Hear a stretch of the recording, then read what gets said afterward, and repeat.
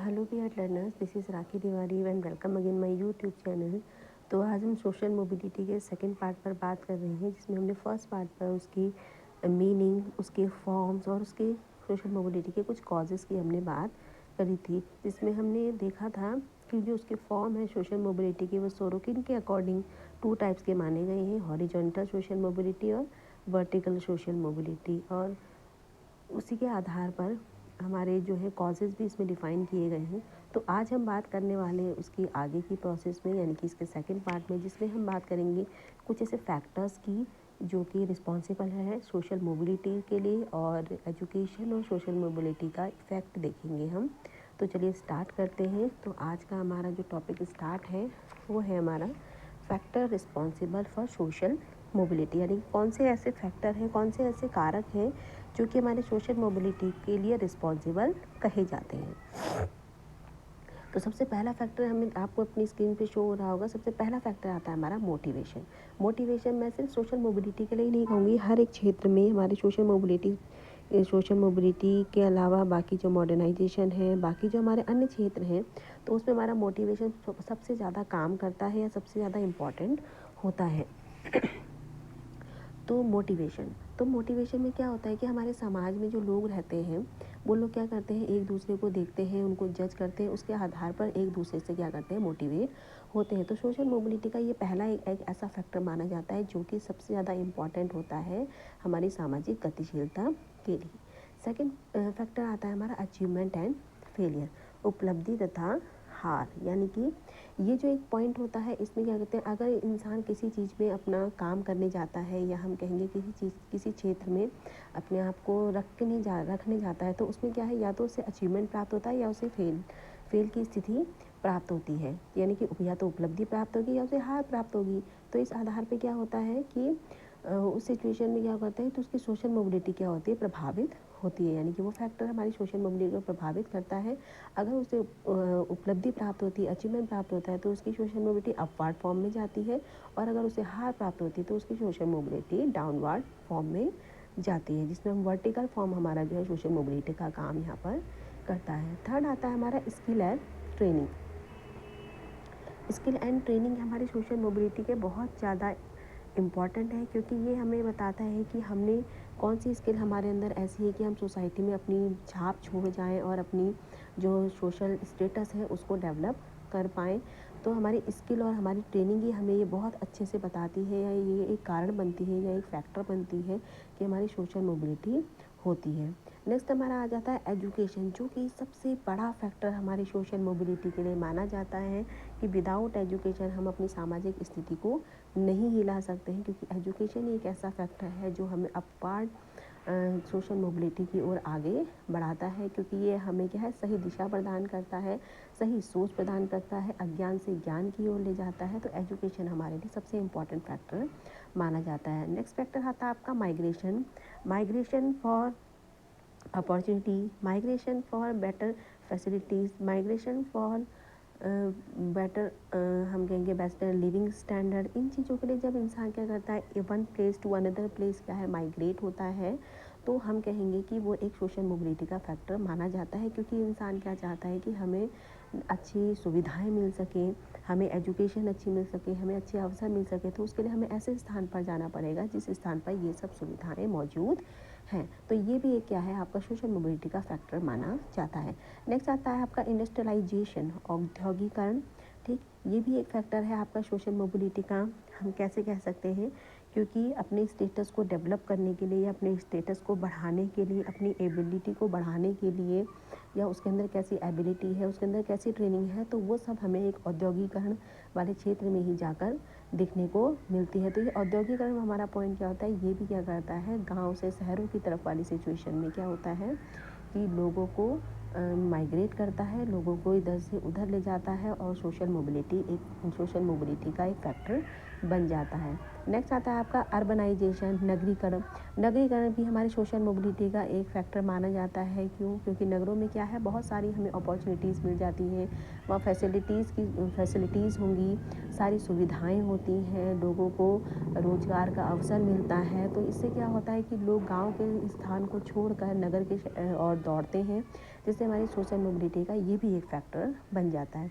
फिर नेक्स्ट आता है हमारा लेजिस्लेशन, यानी कि कानूनी व्यवस्था। यानी कि जब नए न्यू लॉज आते हैं, न्यू पॉलिसीज़ बनती हैं, तो वो क्या करती है, हमारी सोशल मोबिलिटी को प्रभावित करती है। यानी कि जैसी लॉज और पॉलिसीज़ बनेगी, तो जिस एरिया में जिस तरीके की लॉज और पॉलिसीज़ आएंगी, उसके आधार पे क्या है, लोग वहाँ से इधर से उधर माइग्रेट होंगे। कुछ रैंक में क्या है पर इंटरचेंज होंगे, कुछ भी सप्लाई वैकेंट होंगी। तो इस कारण से क्या होती है, हमारी ये भी एक फैक्टर बन जाता है आपका सोशल मोबिलिटी का। नेक्स्ट आता है आपका पॉलिटिसेशन, यानी कि राजनीतिकरण। राजनीतिकरण भी हमारा हम कहेंगे कि इसका एक फैक्टर माना जाता है सोशल मोबिलिटी का, क्योंकि इसमें क्या है कि लोग क्या है, एजुकेट होते हैं, पॉलिसीज़ को समझते हैं। तो ये जो एजुकेट पीपल होते हैं, वो अपने राइट्स को जान पाते हैं, अपने हम कहेंगे जो अपॉर्चुनिटीज़ हैं उनको जान पाते हैं। तो जिस कारण से क्या होता है, ये सोशल मोबिलिटी का फैक्टर बन जाता है। नेक्स्ट आता है आपका मॉडर्नाइजेशन। मॉडर्नाइजेशन इट मीन्स क्या है, आपका scientific knowledge about the things. यानी कि मॉडर्न टेक्नोलॉजी और जो साइंटिफिक नॉलेज है उसके बारे में अगर हमें जानकारी है, तो हम कहेंगे कि हाँ, हम क्या हैं, मॉडर्न है। यानी कि use of science and technology, हम कहते हैं कि means we are the modernization. तो मॉडर्नाइजेशन रहता है जो साइंस एंड टेक्नोलॉजी हमारे आधुनिक क्षेत्र में आई है, तो वो साइंस एंड टेक्नोलॉजी हमें क्या करती है, हमारा एक फैक्टर बन रही है सोशल मोबिलिटी का। क्योंकि हम क्या विभिन्न तरीके की मशीन्स का इस्तेमाल कर रहे हैं, जिस कारण से हमारी जो कार्य हैं वो बहुत आसानी से हो पा रहे हैं। तो हम घर बैठे भी चीज़ों को कर पा रहे हैं। तो ये हमारा घर बैठे भी कर पा रहे हैं, और इधर उधर हम उस सुविधाओं के सुविधा से अवसर पाने के लिए इधर उधर जाते हैं। तो ये क्या है, आपका सोशल मोबिलिटी का एक फैक्टर बन जाता है। लास्ट आता है इसमें डेमोग्राफिक स्ट्रक्चर, यानी कि जनसंख्या संरचना। डेमोग्राफिक स्ट्रक्चर को हम यहाँ मान सकते हैं जन्म दर और मृत्यु दर, यानी कि जनसंख्या संरचना जो होगी वो भी क्या है, आपका सोशल मोबिलिटी का फैक्टर बनती है। दूसरा एक एग्जाम्पल इसका ये हो सकता है कि जैसे कि मान लीजिए हम अगर किसी दूसरे क्षेत्र में जाते हैं, क्योंकि हम जिस क्षेत्र में रह रहे हैं, तो वहाँ हम क्या है, छोटा काम करने में हम घबराते हैं कि यहाँ पे लोग हमें जानते हैं, हम ये वाला काम करेंगे तो लोग क्या कहेंगे, वगैरह वगैरह। हम इन चीज़ कंसेप्ट को सोचते हुए चलते हैं। लेकिन जब हम दूसरे क्षेत्र में, दूसरे शहरों में जाते हैं, तो हम वहाँ कोई भी छोटा काम होता है उसे एक्सेप्ट कर लेते हैं। जब वहाँ हम छोटा से छोटा काम कर लेते हैं, तो वहाँ पे रहने वाले लोगों का क्या है, स्टैंडर्ड खुद ही बढ़ जाता है। क्योंकि वो क्या है, एक कदम उनका स्टैंडर्ड आगे हो जाता है। क्योंकि वो छोटे काम, जो हम छोटे काम को हम कर रहे हैं, वो उससे एक कदम आगे, यानी कि उससे थोड़ा अच्छा काम वो कर रहे होते हैं। तो खुद ही उनका स्टेटस वहाँ पे डेवलप हो जाता है। तो इस तरीके के डेमोग्राफिक स्ट्रक्चर जो है, वो भी आपका सोशल मोबिलिटी का एक फैक्टर बनता है। तो अभी हमने इसमें हमारी सोशल मोबिलिटीज़ के कुछ फैक्टर्स की बात करी। इसमें हमने देखा सबसे पहली बात आती है हमारे उसमें मोटिवेशन की, क्योंकि विदाउट मोटिवेशन हमारा सोशल मोबिलिटी पॉसिबल ही नहीं है। नेक्स्ट आता है अचीवमेंट एंड फेलियर। फिर है आपका skill and training, then education, जो कि आपका आफ्टर मोटिवेशन सबसे बड़ा रोल प्ले करता है। Migration, industrialisation, urbanisation, legislation, politicisation, modernisation and demographic structure. तो ये थे आपके factor responsible for social mobility. अब इसमें बात करते हैं हम एजुकेशन का, यानी कि role of education in social mobility, या एजुकेशन एंड सोशल मोबिलिटी। अब यहाँ पे किस तरीके से एजुकेशन प्रोवाइड की जाए कि सोशल मोबिलिटी एक पॉजिटिव टर्म निकल के सामने आए। तो उसमें सबसे पहली बात आपकी क्या आती है, प्रॉपर डेवलपमेंट ऑफ मैन। यानी कि social mobility role of education क्या है, तो सोशल मोबिलिटी को पॉजिटिवली हमने देखना है। तो एक इंसान का क्या प्रॉपर डेवलपमेंट हमने यहाँ पर करना है। यानी कि प्रॉपर डेवलपमेंट से हम ये मान सकते हैं कि all over development of a people, जिसमें क्या है आपका मानसिक विकास, शारीरिक विकास, आध्यात्मिक विकास, संवेगात्मक विकास और सामाजिक विकास, बहुत ये सारे विकास जो है उस व्यक्ति का होना चाहिए। नेक्स्ट आता है both formal and non formal education bring social mobility.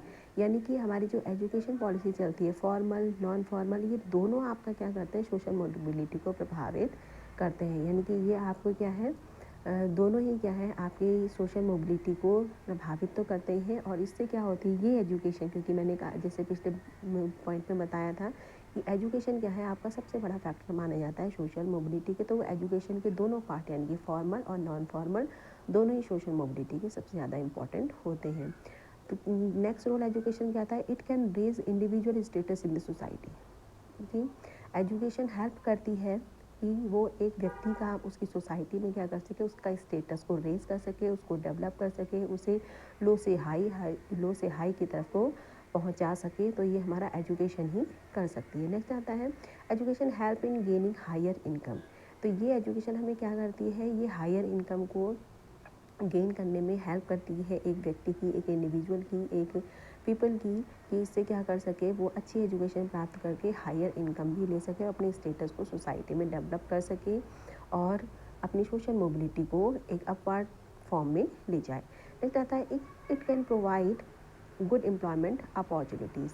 ये आपको क्या हेल्प करती है एजुकेशन, आपको एम्प्लॉयमेंट की बहुत सारी अपॉर्चुनिटीज़ आपको प्रोवाइड करती है, जिससे कि सोशल मोबिलिटी होती है। यानी कि ये वो बताती है एजुकेशन आपको ये अवेयर कराता है कि व्यक्ति को कहाँ पे क्या है सप्लाई वैकेंट सीट्स हैं, कहाँ पे रैंक का इंटरचेंज होना है, कहाँ पे आपके लिए एम्प्लॉयमेंट है, कहाँ, ये बहुत सारी अपॉर्चुनिटीज़ आपको बताती है, जिससे एजुकेशन आपकी हेल्प करता है। सॉरी। नेक्स्ट आता है आपका it help to gaining power in society.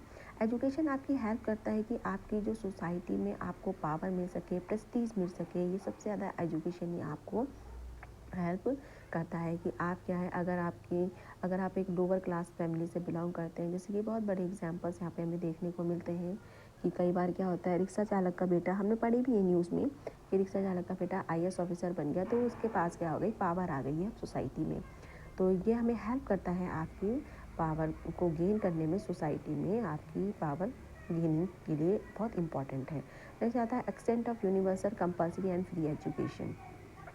Social mobility हमारी तभी पॉसिबल हो सकती है, हम कहेंगे कि ये हेल्प है हमारा एजुकेशन, इसमें हेल्प करती है फ्री एंड कंपल्सरी एजुकेशन बच्चों को प्रोवाइड की जाए, जिससे बच्चा क्या है कुछ पॉइंट को अपने समझ सके और अपनी सोशल मोबिलिटी यानी स्टेटस को अपने डेवलप कर सके। तो ये हमें क्या इनकरेज करता है फ्री और कंपल्सरी एजुकेशन के लिए। नेक्स्ट आता है provision of vocational education.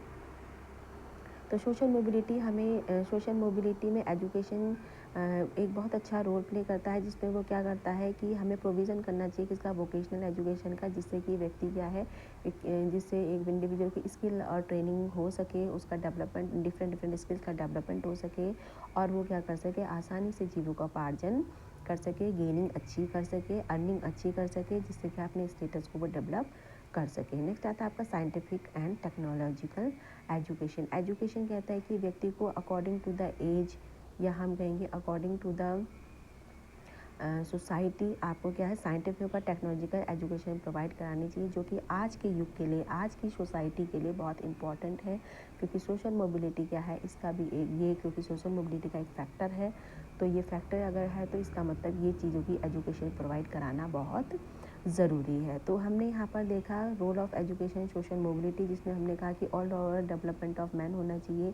Education के दोनों रूप यानी कि फॉर्मल और नॉन फॉर्मल दोनों ही क्या सोशल मोबिलिटी का एक कारण बनते हैं। ये हमारे इंडिविजुअल की स्टेटस को रेज करता है, उसकी सोसाइटी में हायर इनकम को गेन करने में हेल्प करता है, गुड एम्प्लॉयमेंट अपॉर्चुनिटीज़ हमें प्रदान करता है, एजुकेशन हमें पावर देता है हमारी सोसाइटी में, फ्री एंड कंपल्सरी एजुकेशन को प्रमोट करता है, स्टूडेंट्स को या हम कहेंगे इंडिविजुअल को वोकेशनल एजुकेशन प्रोवाइड करानी चाहिए, साथ ही साथ साइंटिफिक एंड टेक्नोलॉजिकल एजुकेशन भी प्रोवाइड करानी चाहिए, जो भी सोशल मोबिलिटी के आज के युग के लिए बहुत ज़्यादा इंपॉर्टेंट है। तो ये था हमारा सेकेंड पार्ट सोशल मोबिलिटी का, जिसमें हमने आज इसमें देखा factor is possible for social mobility और role of education in social mobility. Thank you so much for watching this video. बहुत ज़्यादा से ज़्यादा अपने दोस्तों को ये शेयर कीजिए, सब्सक्राइब कीजिए मेरे चैनल को, लाइक और कमेंट कीजिए, ताकि लोगों तक ये चीज़ हमारी आज की जो ये जो टॉपिक है ये सब तक पहुंच सके और वो आसानी से इस कंसेप्ट को समझ सके। Thank you so much to all.